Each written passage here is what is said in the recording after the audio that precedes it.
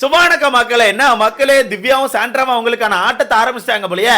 ஆக்சுவலா நேத்து நைட்டே சாப்பாடை வச்சு ஒரு கேம் ஆடுறதா ஒரு பிளான் போட்டுருந்தாங்க ப்ரோ. ஏன்னா நேத்து நைட்டு சாப்பாடு ரொம்ப காரமா இருந்துச்சுன்னு சொல்லிட்டு வீட்டுக்குள்ள எல்லாருமே கம்ப்ளைண்ட் வச்சிருந்தாங்க. ஓகேவா? ஏன்னா சாண்ட்ரா திவ்யா தான் சமைச்சாங்க. அப்ப அவங்க ரெண்டு பேர்கிட்ட நேத்து நைட்டு கம்ப்ளைண்ட் வச்சிருந்தாங்க, சாப்பாடு ரொம்ப காரமா இருக்கு, இனி வைக்கும்போது கொஞ்சம் சாப்பாடுல காரத்தை பார்த்து போடுங்க, ரொம்ப காரமா இருக்கு, சாப்பிட முடியலன்னு சொல்லி நேத்து நைட்டு சொல்லியிருந்தாங்க. அந்த விஷயத்தை சாண்ட்ராவும் திவ்யாவும் ஏத்துக்காம சாப்பாடுல காரம்லாம் இல்ல, இவங்க வேணும்னு பண்றாங்க, கண்டென்ட் பண்ண ட்ரை பண்றாங்க, இது வந்து என்ன எங்களால ஏத்துக்க முடியாது, நாளைக்கு சாப்பாடு பாரு நான் சப்புன்னு வைக்க போறேன்னு சொல்லி நேத்து நைட்டே பிளான் போட்டு வச்சிருந்தாங்க. பட் சாப்பாடை சப்புன்னு தான் வைக்கிறேன்னு சொல்லியிருந்தாங்க. பட் திரும்பியும் காரத்தை போட்டாங்க போல. இன்னைக்கும் காரத்தை வச்சு ஒரு சில பஞ்சாயத்துகள் வந்திருக்கு. அதை கெமி ஏதோ கேட்டிருப்பான்னு நினைக்கிறேன், கார சாப்பாடை சாப்பிட்றேன் பரவாயில்ல கொடுங்கன்னு ஏதோ கேட்டிருப்பாங்கன்னு நினைக்கிறேன். அதுக்கு நம்ம திவ்யாவும் சாண்ட்ராவும் ஏதோ சொல்லிட்டாங்கன்னு நினைக்கிறேன். அதை பிடிச்சி வச்சு கெமி உட்காந்து ஓன்னு ஒப்பாரி வச்சுட்டு இருக்காங்க. இதுல கெமி ஒப்பாரி வைக்கிறத கூட நான் ஓகேன்னு விட்டுருவேன். ஓகேவா? ஏதோ ஒரு விஷயம் பேசியிருப்பாங்க, அதனால கெமி வந்து ஒப்பாரி வச்சிருக்காங்க. பட் இந்த விஷயத்துல பிரஜனும் வியானாவும் பேசுறாங்க தெரியுமா, சத்தியமா என்னால ஏத்துக்க முடியாது. ஆக்சுவலா ஹாட்ஸ்டார்ல ஒரு ப்ரோமோ வந்திருக்கு, அந்த ப்ரோமோல அந்த சீன் எல்லாம் காமிச்சிருக்காங்க. இதுல வியானா பேசுறதெல்லாம் என்னால சத்தியமா ஏத்துக்க முடியாது. வியானா வந்து கெமியை பார்த்து என்ன சொல்றாங்கன்னா, லைவ்லயே இருக்கணும், கேமரால தெரியணும்னு சொல்லிட்டு இந்த மாதிரி விஷயங்களை பண்ணிட்டு இருக்காங்க, இதெல்லாம் தேவையில்லாத விஷயம் அப்படின்னு சொல்லி பேசுறாங்க. நீங்கெல்லாம் லைவ்ல தரத பத்தி பேசுறீங்க, நீங்க வீட்டுக்குள்ள ஒரு கேவலமான வேலையை பார்த்துட்டு இருக்கீங்களா, அதை விடவா மொத்தமா பார்த்துடலாமா? இதுல பிரஜன் எப்பா எப்பா எப்பா இவருக்கு தன்னோட பொண்டாட்டி வந்து அப்படி இப்படின்னு மலிப்பு இந்த ஸ்டார் பர்ஃபார்மன்ஸ் வாங்கி கொடுத்துட்டாங்க ப்ரோ. இவர் பண்ற அட்டூழியம் இருக்கு தெரியுமா, இருக்கிறதுல மிகப்பெரிய டம்மியா இவர் தான். எப்படி இருக்கிறதுல மிகப்பெரிய டம்மியா இவர் தான். பட் இவரெல்லாம் பேசுற நிலைமைக்கு வந்திருக்கு.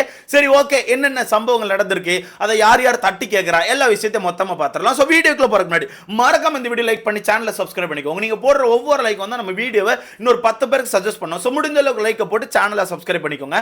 லைக்கை போட்டுருப்பேன் நம்புறேன். ஸோ லைக்கை போட்டுக்கோங்க.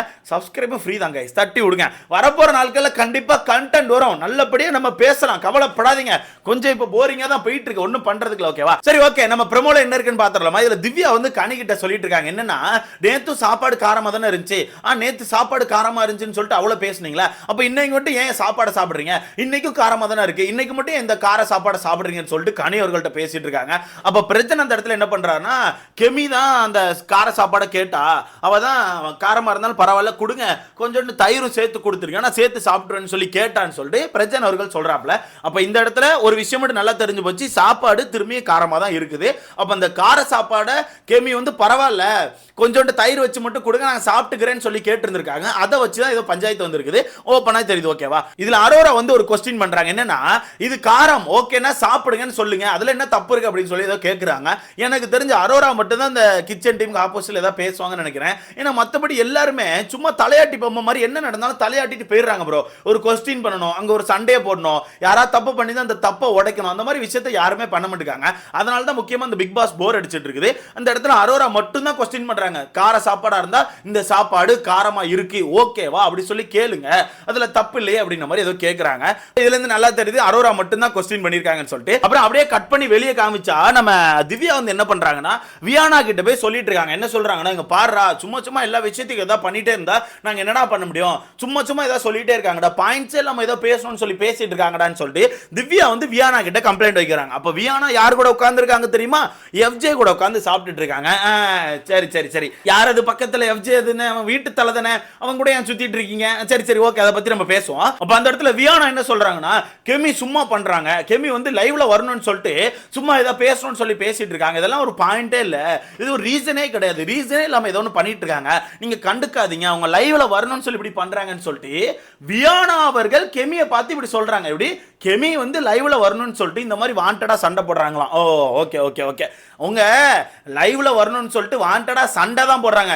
சில பேர் மாதிரி கேவலமா வீட்டுக்குள்ள காதல் கண்டென்ட் பண்ணல. ஏன்னா பல நாளைக்கு முன்னாடி ஒரு விஷயம் சொல்லியிருந்தாங்க, நான் லவ் கண்டென்ட்லாம் கொடுக்க மாட்டேன், எங்க வீட்டில் எங்க அம்மா பாப்பாங்க, எங்க ஃபேமிலி பாவம், என் ஃபேமிலி வந்து ரொம்ப கஷ்டப்படுவாங்க, நான் இந்த காதல் கண்டென்ட்லாம் கொடுக்க மாட்டேன்னு சொல்லிட்டு ஒரு சில பேர் சொன்னாங்க.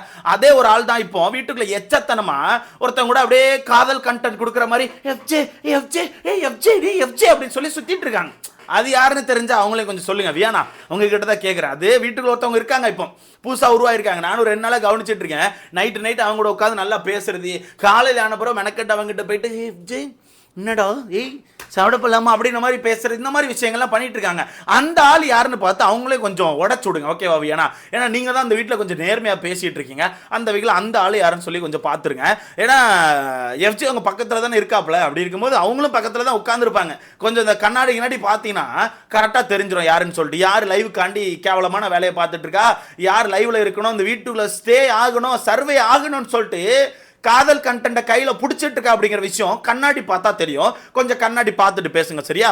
அந்த வகையில் வியானவர்கள் அப்படி சொல்றாங்க. அப்புறம் பிரச்சனை உள்ள இருந்து என்ன சொல்றாருன்னா, அழுதா மட்டும் அவங்க பேசுனது சரியாயிருமா, அழுதா மட்டும் எல்லாம் சரியாயிருமான்னு சொல்லி கேட்குறாப்ல. அழுதா சரியாகாது. அதுக்குன்னு நீங்க வந்து 20 நம்ம சாண்ட்ரா பின்னாடியே சுத்திட்டு இருந்தா டைட்டில் வின் பண்ணலாம்னு மட்டும் நினைக்காதீங்க, சரியா?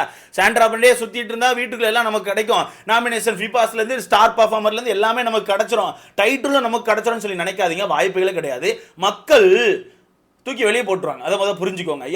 எப்பா இந்த கப்பல்ஸ் இருக்கு தெரியுமா, இருக்கிறதுல ஒஸ்ட் ப்ரோ.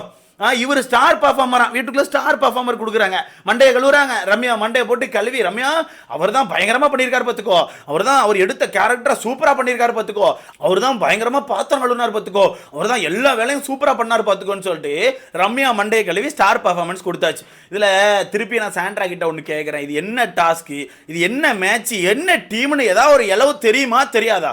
இது ஒரு ஃபன் டாஸ்க். ஒரு ஃபன் டாஸ்க்ல ஃபன்னை கொடுக்க வைக்கல, சும்மா நாச்சுக்கு வீட்டுக்குள்ள அப்படியே சாண்ட்ரா இப்படி சுத்திட்டு இருக்காரு, அவருக்கு கொண்டு ஸ்டார் பர்ஃபார்மன்ஸா? எனக்கு புரியலங்க. இது என்ன இளவு இது? இவங்களெல்லாம் எதை பேஸ் பண்ணி உள்ள எடுத்தாங்கன்னு சுத்தமா புரியல. புருஷன் பொண்டாட்டி 2 பேரும் சேர்ந்து பண்ற அட்டுலி இருக்கா. எப்பா அந்த இடத்துல பிரச்சனை வந்து கெமியை பார்த்து இப்படி சொல்றாங்க. அடுத்த திவ்யா வந்து வீட்டுக்குள்ள வந்து என்ன சொல்றாங்கன்னா, அவ வெளியே உட்காந்து இந்த மேட்டரை பெருசாக்கிட்டு இருக்காப்பா, வெளியே உட்காந்து ஒன்னு ஒப்பாரி வச்சு அழுதுட்டு இருக்கா, இங்க நடந்தது ஒரு மேட்டரா, இந்த ஒரு விஷயத்தை பெருசாக்க ட்ரை பண்ணிட்டு இருக்கா, வேணும்னு உட்காந்து அழுதுட்டு இருக்கான்னு சொல்லி திவ்யா சொல்றாங்க.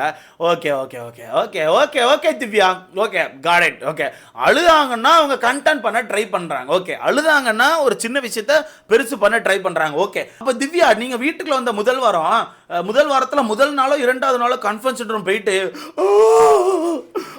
அப்படின்னு அழுதிங்கல்ல, அது கண்டென்ட் பண்ணியா? இல்லை நான் கேட்கணும்ல கைஸ், நான் அதை கேட்டு தெரிஞ்சுக்கலான்னு பார்க்கேன். அப்போ அது கண்டென்ட் பண்ணுறக்காண்டி பண்ணீங்களா? இப்போ தெரியல, ஏன்னா அழுதாலே கண்டென்ட் அப்படிங்கிறாங்க. அப்படிங்கும்போது அப்போ கண்டென்ட் பண்ணதான் அப்படி பண்ணீங்களா?